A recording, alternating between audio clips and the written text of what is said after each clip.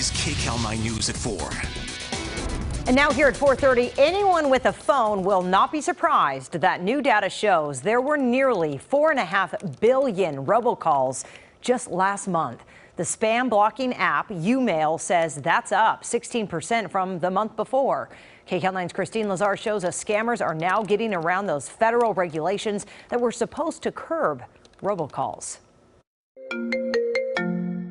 The caller ID came through as Chase Bank, so Joanna Gans wasn't caught off guard when the person on the line said there was suspicious activity on her account. She says they told her she needed to transfer money out of her account via Zelle to prevent any more fraud. Everything he said led me to believe, because of the way he spoke and the exact verbiage that the bank uses, he had it down pat. Turns out the call was a spoof. It wasn't Chase calling, but a scammer. And within minutes, Gans was out more than $2,500. I really never thought it would happen to me. I mean, that's my rent and bill money. Last June, the FCC required all cell phone carriers to adopt caller ID authentication technology called STIR/SHAKEN. The goal was to prevent illegally spoofed robocalls. But since then, the number of robocalls getting through to consumers has risen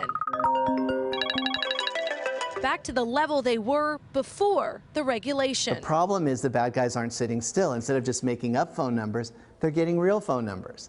And now their real phone numbers are authenticated, they look like they're good, and they get through. Alex Quilici is the CEO of YouMail, a robocall blocking app. He says technology like STIR/SHAKEN isn't enough to crack down on spam calls. He says we also need more enforcement. You want enforcement to go not only after the bad guys, but some of the carriers that are supporting them. And we need consumers to change their behavior. Just like we've trained everybody in the world now, don't click a link in an email, right? You have to not give your personal information out when a robocaller calls you, and you need to run something on your phone to try to block as many as possible. I did reach out to Chase, and a spokesperson tells me because Gans authorized the transactions, they will not be able to return her money.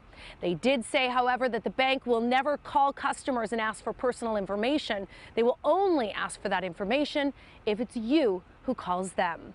Christine Lazar, KCAL 9 News. New York's Attorney General